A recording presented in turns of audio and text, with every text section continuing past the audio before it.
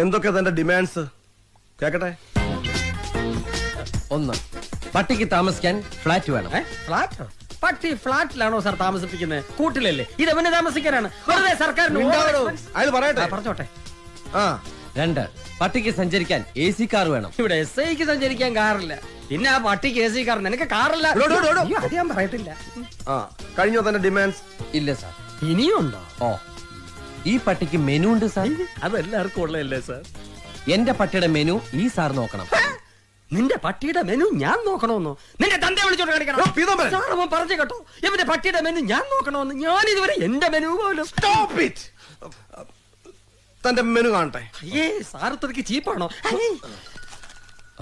ഇതാ സാർ, മുട്ട, Horlicks, chicken, milk രാവിലെ. ഇതാണല്ലേ മെനു? അപ്പൊ ഞാൻ ഉദ്ദേശിച്ച സാധനമല്ല.